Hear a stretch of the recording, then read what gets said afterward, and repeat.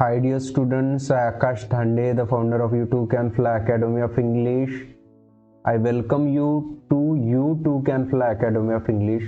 आज के वीडियो में मैं पार्ट्स ऑफ स्पीच होता क्या है और टेंस होता क्या है उनका यूजेज बताने जा रहा हूँ मैं, ठीक है। सो देखिए, at first I want to tell you that what parts of speech is and after that I will clear what the types of tense are, ठीक है। सो सबसे पहले मैं तो आपको पार्ट्स ऑफ स्पीच होता क्या ये बताऊंगा, ठीक है। सो पार्ट्स ऑफ स्पीच में 8 पार्ट्स, कितने पार्ट्स है?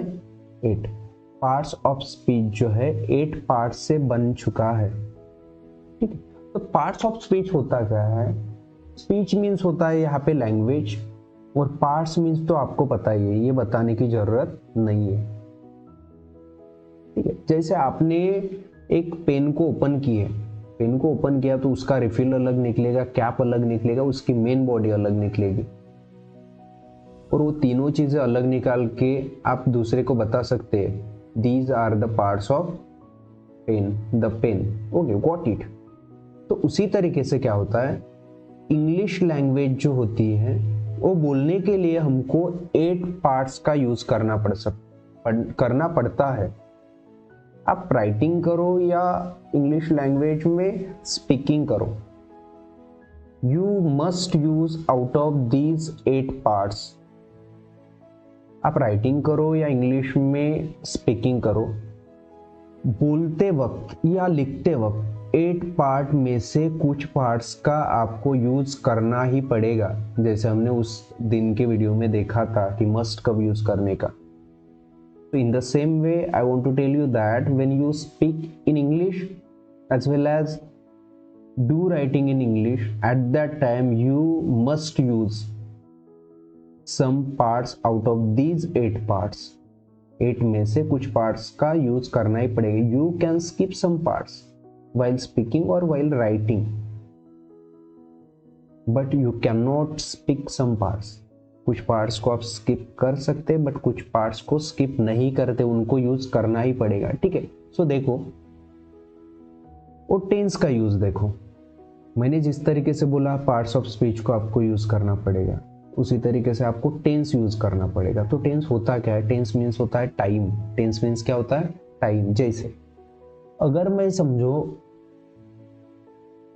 पास्ट में भी कुछ लोगों के पास गया, ठीक है, प्रेजेंट में भी मैं कुछ लोगों से मिल रहा हूँ, और फ्यूचर में भी मैं कुछ लोगों से मिलूंगा, और मैं उनको एक ही सेंटेंस बोलूंगा, you met me there, you met me there, और फ्यूचर में भी मैं बोलूंगा यू मेट मी देयर, ठीक है। ये सेंटेंस मैंने समझो यूज किया, ठीक है, मतलब मैं पास्ट टेंस में बात कर रहा हूँ, ठीक है। तो अगर मैं पास्ट टेंस में ही बात कर रहा हूँ हमेशा, और मुझे समझो सिर्फ पास्ट टेंस ही आता, ठीक है, तो मैं प्रेजेंट में क्या बोल रहा हूं, मैं क्या कहना चाहता हूं, उसको समझेगा क्या? नहीं समझेगा, ठीक है। मतलब मैं को कौन से लैंग्वेज टेंस में एक्सप्रेस कर रहा हूं? पास्ट टेंस में, ठीक है। बट वो आदमी क्या समझेगा? फिर पास्ट में अगर मैं एक्सप्रेस कर रहा हूं कि पास्ट में मिले थे, पास्ट में मिले थे, पास्ट में मिले थे, ठीक है, पर प्रेजेंट की बात है, प्रेजेंट का हम उसको कुछ भी नहीं बता रहे, फ्यूचर का भी कुछ नहीं बता रहे, ठीक है। तो आपको क्या करना पड़ेगा, कब कौन सी एक्शन हो गई है, ठीक है, कब का क्या चल रहा था, कब क्या होगा, ठीक है, कौन कब आएगा, ठीक है, कौन कब मर गया, किसने क्या इन्वेंट किया था, ठीक है, कौन क्या कर रहा है, कौन क्या करेगा।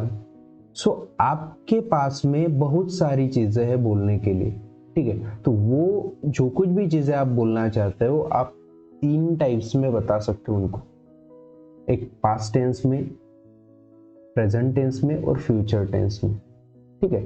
तो पार्ट्स ऑफ स्पीच मतलब क्या होता है ये मैंने बता दिया, टेंस भी बता दिया। तो देखो, मैं अभी क्या करने जा रहा हूँ, I am going to tell you some introductory information about these 8 parts, okay. So मैं अभी इंट्रोडक्टरी इंफॉर्मेशन प्रोवाइड करना चाहता हूँ आपको। तो देखिए, तो डियर स्टूडेंट, सी हियर, ये जो नाउन दिख रहा है आपको, ओके, ये नाउन दिख रहा है, 1 मिनट,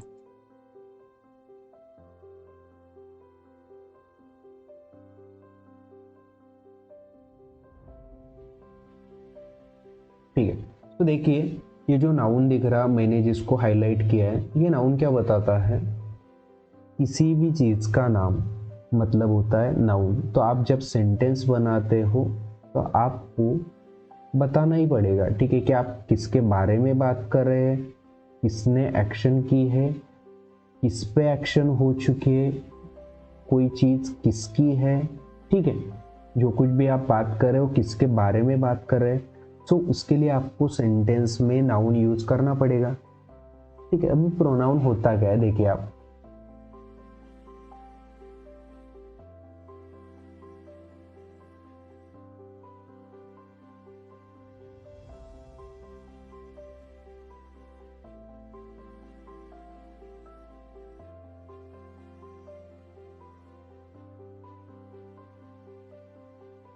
तो प्रोनाउन देखो क्या होता है, हमने नाउन के बारे में बता दिया अभी। तो प्रोनाउन होता क्या है, अगर आप एक ही नाउन बार बार यूज करेंगे, एक ही नाउन आप बार बार हमेशा यूज करेंगे, तो सुनने वाले को थोड़ा क्या लगता है, उसको थोड़ा बोर्डम आ जाता है, ठीक है, थोड़ा बोरिंग फील होता है उसको, ठीक है। सो इसीलिए क्या करना पड़ता है, आपको नाउन यूज करना पड़ेगा, नाउन के बदले क्या यूज करना पड़ेगा, प्रोनाउन यूज करना पड़ेगा, ठीक है। So we can use 4 pronouns in place of noun, ठीक है। तो नाउन के बदले हम 4 प्रोनाउन यूज कर सकते हैं, ठीक है। देखो जैसे आप एक ही कुछ आप समझो हॉस्टल पे हो और आपको एक ही स्वीट साल भर के लिए आ रहा है, तो आपको बोर तो होगा, कि जैसे हर मंथ में एक स्वीट आता है और 12 मंथ्स के लिए एक ही स्वीट आएगा, तो बोर होगा। बट समझो उन्होंने आपको कुछ डिफरेंट डिफरेंट स्वीट्स ला के दिए हर मंथ में, तो थोड़ा आपको क्या होगा, अच्छा फील होगा। उसी तरीके से देखो, एक स्वीट खा रहे थे उसको भी स्वीट ही बोला गया, ठीक है, वो दूसरी दूसरी चीजें आपको मिल रही है उसको भी स्वीट बोला गया, ठीक है। सो उन्होंने काम तो स्वीट का ही किया है ना, आपका मुंह स्वीट करने का ही किया है, ठीक है। तो उसी तरीके से नाउन का काम प्रोनाउन करते हैं, और किस लिए करते हैं, क्योंकि क्या होता है, थोड़ा बोर्डम जो होता है, ठीक है, बोरिंगनेस जो होता है वो कम करने के लिए आपको क्या करना पड़ेगा, प्रोनाउन यूज करना पड़ेगा, okay.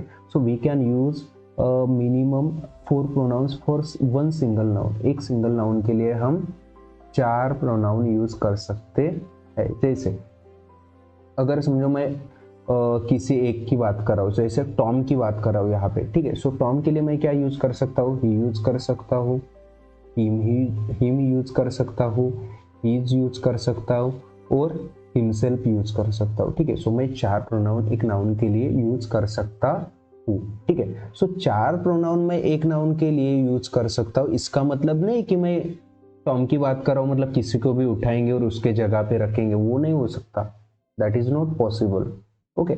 So but in the same way we can not use noun and pronoun together, noun और प्रोनाउन एक साथ यूज नहीं कर सकते। अगर आपने नाउन को यूज किया है तो प्रोनाउन को छोड़ दो, प्रोनाउन को यूज किया है तो नाउन को छोड़ दो, ठीक है। तो देखिए नेक्स्ट अभी होता है एडजेक्टिव, क्या होता है ये मैं बताऊंगा, देखिए आप,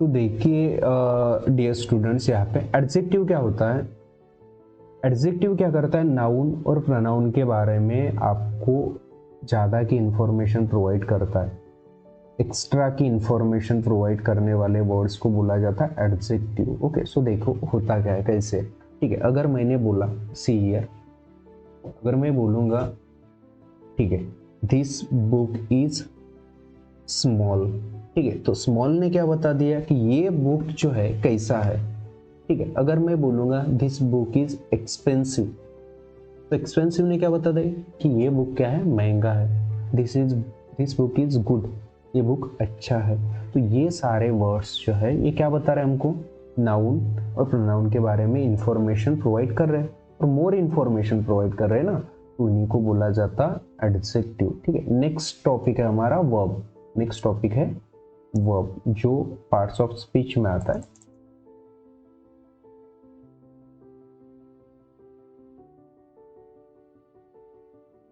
तो सी डी हियर, वर्ब जो होते हैं ये एक्शन बताते हैं हमें, क्या बताते हैं, sometimes they denote some actions और समटाइम्स दे डिनोट टाइम। कभी एक्शन बताते हैं, कभी टाइम बताते हैं। जब एक्शन बताते हैं तब उनको बोला जाता है एक्शन वर्ब्स, ठीक है। और ये क्या करते हैं, जब हमको टाइम बताएंगे, ठीक है, कौन से टाइम की बात हो रही है, ठीक है, सो उस टाइम में होंगे ऑक्सिलरी वर्ब्स। ऑक्सिलरी वर्ब्स होंगे, ठीक है। और ऑक्सिलरी वर्ब्स का उन सेंटेंस में एज मेन वर्ब्स यूज किया जाता है। कैसे यूज किया जाता है? एज मेन वर्ब्स, ठीक है। वो ऑक्सिलरी वर्ब्स होते हैं, बट वहां पे अगर सिंगल ऑक्सिलरी वर्ब आता है और उसके बाद में एडजेक्टिव या कोई नाउन होता है या कोई एडवर्ब होता है और उसके बाद में कोई वर्ब नहीं होता, मेन वर्ब, तो ऑक्सिलरी वर्ब्स का यूज जो होता है वो main verb, as main verbs होता है। Got it? सो ये भी मैं आगे क्लियर करूंगा कि how auxiliary verbs are use as main verbs and how auxiliary verbs are use as auxiliary verbs or helping verbs, ठीक है। सो ये मैं whenever I will make a new video, I will explain all these things in that video. Okay, so see, I will make a separate video on each parts of each parts which are in the parts of speech, ठीक है। So देखिए, next होता है adverb.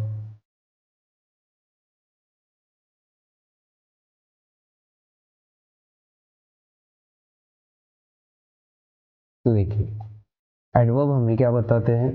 Adverb जो होते हैं वो interjection छोड़ के तो समझ लो कि सभी के बारे में मोर इन्फॉर्मेशन प्रोवाइड करते हैं। इंटरजेक्शन छोड़ के तो समझ लो कि, या समझ लो आप, ठीक है, कि सभी के बारे में प्रोवाइड करते हैं एक्स्ट्रा की इन्फॉर्मेशन, बट ज़्यादातर जो है ना वो इसके बारे में मोर इन्फॉर्मेशन प्रोवाइड करते हैं वो वर्ब के और एडजेक्टिव के। ये जो दो वर्ड्स है, ये जो दो पार्ट्स है, एडजेक्टिव और वर्ब, उनके बारे में ज़्यादा की इंफॉर्मेशन, ये खुद के बारे में भी खुद की इंफॉर्मेशन बताते हैं ज़्यादा की, ठीक है, वर्ब की भी इंफॉर्मेशन बताते हैं ज़्यादा की, और एडजेक्टिव की भी इंफॉर्मेशन बताते हैं ज़्यादा की, ठीक है। नाउन की भी बताते हैं, प्रोनाउन की भी बताते हैं, एडजेक्टिव की भी, वर्ब की भी, एडवर्ब की भी, प्रीपोजिशन की भी, ओके, सो कंजंक्शन की भी बताएंगे, ठीक है, ओके। बट ज़्यादातर इंटरजेक्शन के सामने या बाद में यूज नहीं किया जाता। So we can say that we can use adverbs to tell more information about the parts of speech except for interjection. Okay, next देखिए, अभी preposition क्या होते हैं? अभी prepositions क्या होते हैं? सी,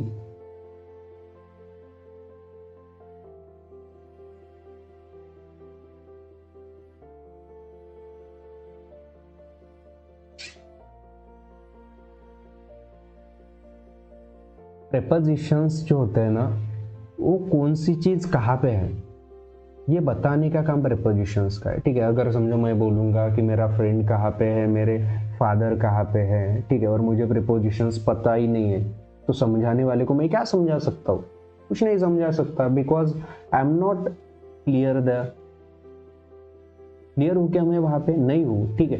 सो क्लैरिफिकेशन देने के लिए क्या करना पड़ेगा आपको? प्रेपोजिशंस यूज करना पड़ेगा। कौन सी चीज कहाँ पे, ठीक है। तो देखिए, I will give you one example, okay, and I will change just one word, and that one word will bring a different meaning. So see,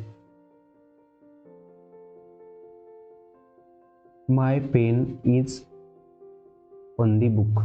My pen is on the book. मेरी जो pen है वो book पे है, मतलब मैंने वहां पे ऑन यूज किया। My pen is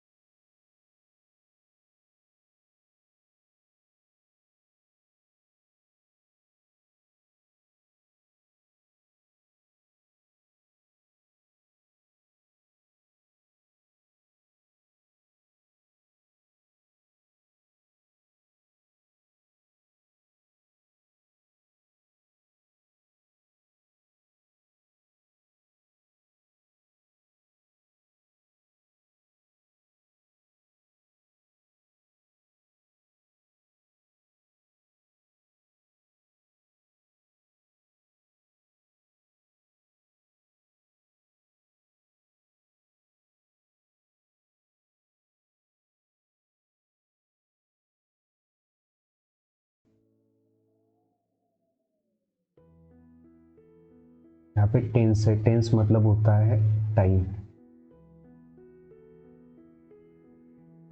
tense means होता है टाइम। प्रेजेंट टेंस मतलब अभी की बातें, पास्ट टेंस मतलब हो चुकी है वो बातें, और फ्यूचर टेंस मीन्स होता है फ्यूचर में होने वाली बात। ठीक है, तो I think we have to stop here. I will make a separate video on separate part of speech as well as on each type of tense. Until then, take care, but don't forget to subscribe to my channel. Don't like the videos, but don't forget to subscribe to my channel and share the videos with others. Thank you.